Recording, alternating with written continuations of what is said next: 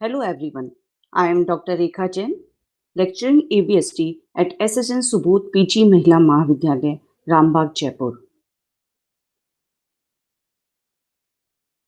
In last lecture, I have discussed about introduction of income tax. So let's recap the same and then we will move further.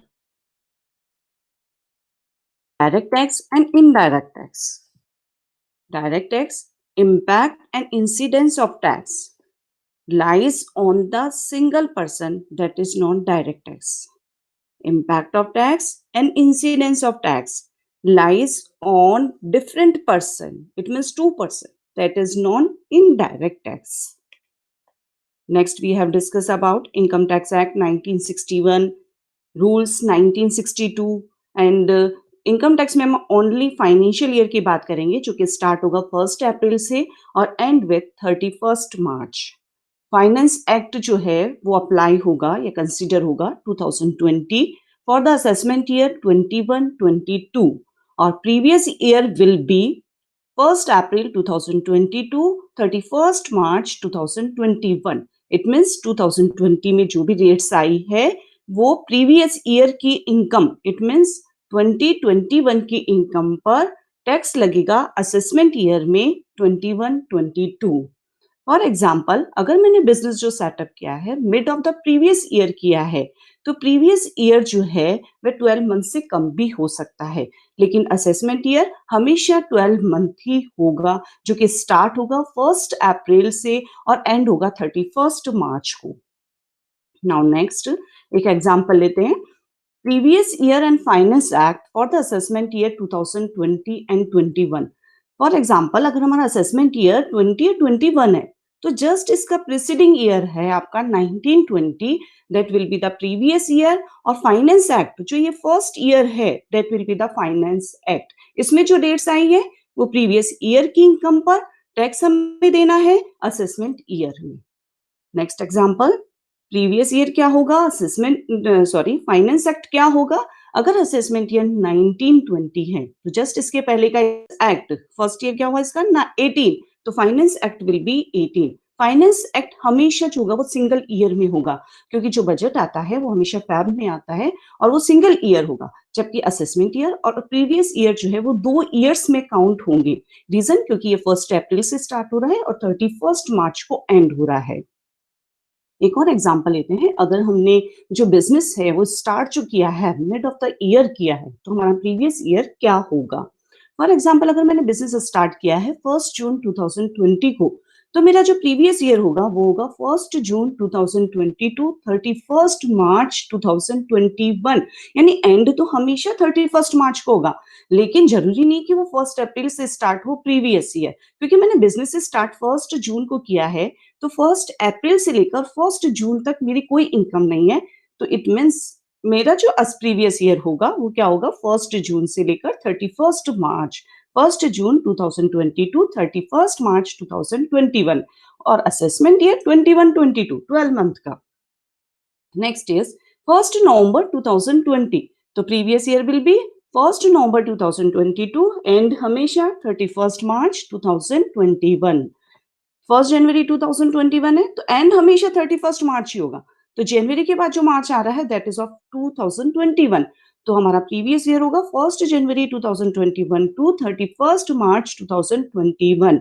और अगर मैंने business setup किया है 1 fab 2021 को तो previous year only 2 month का होगा, 1 fab 2021 to 31 मार्च 2021, और असेसमेंट ईयर सभी में यही होगा 21-22 जो कि स्टार्ट होगा 1 अप्रैल से और एंड होगा 31 मार्च को। नेक्स्ट हमने रीड किया था व्हाट इज द एसएससी, जो इनकम टैक्स एक्ट के अकॉर्डिंग जो टैक्स पे करने के लिए जो लायबल है वो एसएससी होगा। और इसके अलावा 2 तरह के एसएससी और इंक्लूड हैं, जैसे कि डीम्ड एसएससी और assessee in default. Deemed SSC वो एसएससी जो किसी और की इनकम पर टैक्स पे कर रहा है, वो deemed SSC.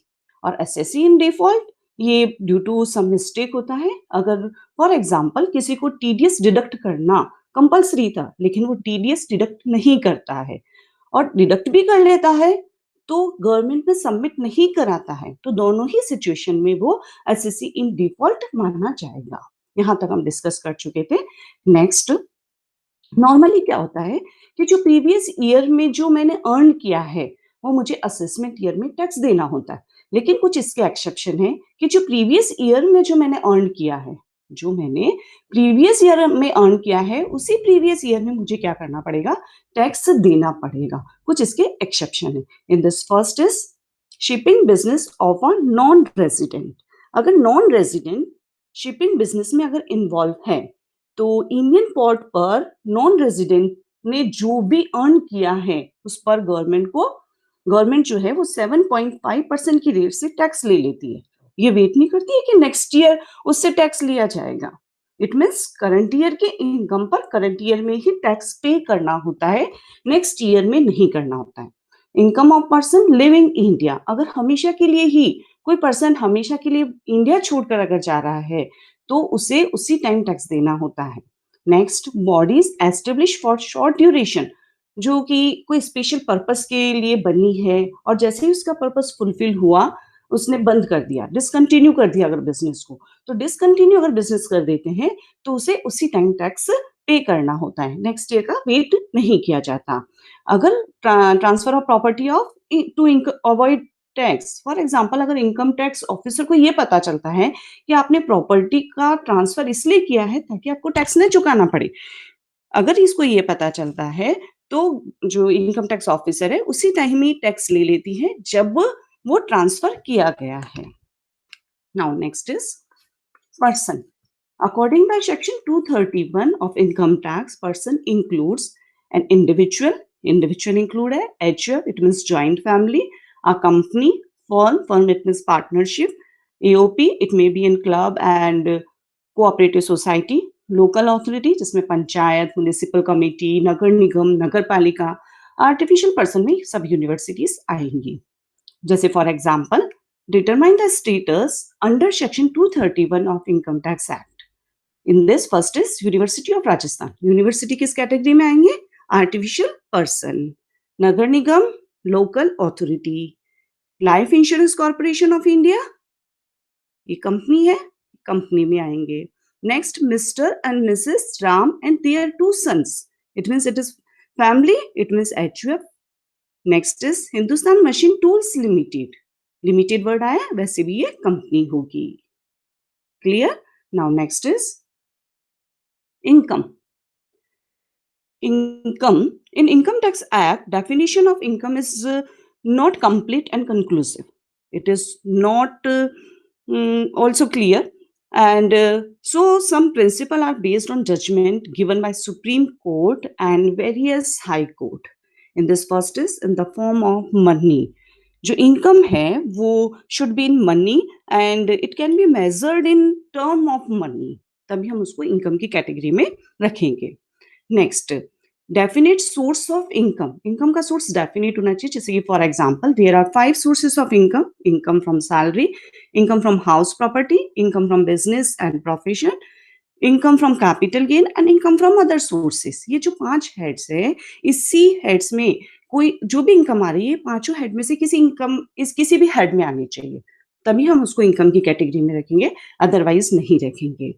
Now next, income should come from external sources. For example एक क्लब है और क्लब की जो रेवेन्यू है दैट इज ऑफ सब्सक्रिप्शन, वो मेंबर से भी रिसिप्ट हो रहा है और आउटसाइडर से भी रिसिप्ट हो रहा है। अगर मेंबर से रिसिप्ट हो रहा है तो that is not part of income, अगर आउटसाइडर से रिसिप्ट हो रहा है तो उसको हम इनकम कहेंगे। Now next is, if first time receipt is income, it will treated as income, otherwise not. जैसे ही हमें रिसिप्ट होता है, जैसे कि फॉर एग्जांपल आज मैंने एक हाउस परचेज किया और वो है 40 लाख का, और मैंने 5 लाख जो है उसको एडवांस पे कर दी है, और जो 35 लाख रिमेनिंग जो अमाउंट है वो विद इन 2 मंथ में मैं पे कर दूंगी, लेकिन मैं विद इन 2 मंथ में पे करने में कैपेबल नहीं रही, तो मेरा क्या हुआ, ये जो कॉन्ट्रैक्ट है वो लूज हो गया। इट मीन्स जो पार्टी है उसने 5 लाख जो है वो क्या कर लिए, फॉरफिट कर लिए। इट मीन्स वो जो उसके लिए होगी वो रिसिप्ट हो गई, it is part of income, यानी जो फॉरफिटेड जो अमाउंट है from the assessment year 2015-16 is deemed to be income. Now, next is income from illegal sources is also income. For income tax purpose, there is no difference between legal or illegal income. जैसे for example, smuggling. It is a illegal, but it is taxable in Income Tax Act. Next regularity of income is not necessary regularity जैसे for example आज मेरी lottery से income हुई है तो वो taxable होगी और लॉटरी से इनकम ये कंपल्सरी नहीं कि मुझे हर महीने लॉटरी से इनकम हो रही है या हर ईयर ही मुझे लॉटरी से इनकम हो रही है तो regularity is not necessary now next is disputed income is also income disputed income पहले हम बात करते हैं डिस्प्यूटेड इनकम की जैसे ए और बी दो ब्रदर्स हैं और उनके उनका एक हाउस है जो कि डिस्प्यूटेड है लेकिन ए को जो है वो सॉरी हाउस को जो है वो रेंट पर दिया गया है और रेंट से जो इनकम हो रही है वो ए ले रहा है तो वो जो रेंट से जो इनकम हो रही है that is not disputed income अगर ए को जो इनकम हो रही है rent from house property that is also income now next is getting rid of expenses is not an income जैसे फॉर एग्जाम्पल आज मेरी कोई स्टूडेंट है और उसने फाइनेंस का बिजनेस कर लिया है और मुझे इंटरेस्ट फ्री लोन दिया तो इंटरेस्ट फ्री लोन दिया अगर मैं किसी और से लेती तो मुझे इंटरेस्ट पे करना पड़ता for example that is 20,000 per year but मैंने उससे लिया इसलिए मेरे को क्या मिल गया वैसे छुटकारा मिल गया क्लियर तो मुझे वैसे जो छुटकारा मिला है जो 20,000 वैसे छुटकारा मिला है that is not part of income next is personal gift is not an income personal gift जो भी वेडिंग गिफ्ट है बर्थडे गिफ्ट्स हैं वो इनकम का पार्ट नहीं है probable income is not treated as income probable income आज मान लो मैंने 10 years बिफोर एक हाउस परचेज किया था 10 लाख में आज उसकी वैल्यू हो गई है 40 लाख तो इट मीन्स क्या मैंने क्या 30 लाख अर्न कर लिए नो जब तक मैं उसको सेल नहीं करूंगी तब तक इनकम नहीं होगी next receipt and accrual concept of income जैसे ही इनकम ड्यू हो जाती है वैसे ही टैक्सेबल हो जाती है जैसे आज मुझे सैलरी जो है मार्च की जो सैलरी है वो अप्रैल में अगर मिल रही है तो वो टैक्सेबल जो है last financial year it means जैसे कि मान लो मार्च 21 के साल जो 20 की जो सैलरी है वो मुझे मिल रही है अप्रैल 20 में क्लियर मार्च 20 की सैलरी मुझे मिल रही है अप्रैल 20 में तो भी मार्च 20 की सैलरी जो है फाइनेंशियल ईयर 1980 19 और 20 की जो सैलरी है वो 2021 में टैक्सेबल हो जाएगी यानी जैसे ही ड्यू होती है वो टैक्सेबल हो जाती है भले ही रिसिप्ट आपको कभी भी हो now next application of income is income but diversion of income is not income application application मतलब यूटिलाइजेशन जैसे मान लो आज मेरी इनकम है 40,000 मान लो मेरी सैलरी जो है वो है 40,000 और उसमें पीएफ जो है वो 3,000 कट हो जाता है और 2,000 एलआईसी प्रीमियम भी कट हो जाता है तो मुझे कट कर मिल रहा है 35,000 जो 35,000 है इट इज नेट सैलरी और जो 5,000 है that is application of income it is also part of income it means taxable क्या होगा 35,000 plus 5,000 it means 40,000 but diversion of income is not income मान लो दो ऑथर्स हैं ए और बी ए फर्स्ट नेम है और पब्लिशर ने ए को 10,000 रुपीज दिए 5,000 रुपीज बी को देने के लिए तो 5,000 जो है वो डाइवर्जन ऑफ इनकम है it is not part of income now next is receipt regarding donation is not an income जैसे आप कोई शॉप पे जाते हो और वहां पे एक बॉक्स रखा होता है उसमें लिखा होता है धर्मादा गौशाला कभी कभी आप क्या करते हो 10 रुपीज 20 रुपीज उसमें डाल देते हो तो जो शॉपकीपर को जो अमाउंट रिसिप्ट हुई है that is not part of income next pin money is not an income pin money जैसे कि आज मान लो मेरे हस्बैंड ने 20,000 रुपीज घर खर्च के लिए मुझे दिए लेकिन मैंने 16,000 ही खर्च किए 4,000 सेव कर लिए नेक्स्ट मंथ भी ऐसा ही किया इस तरह से मैंने ईयरली जो है वो 80,000 रुपीज सेव कर लिए थोड़ा थोड़ा बचा बचा के मैंने सेव कर लिए तो that is not pin money और pin money is not part of income clear in next lecture I will discuss agriculture income thank you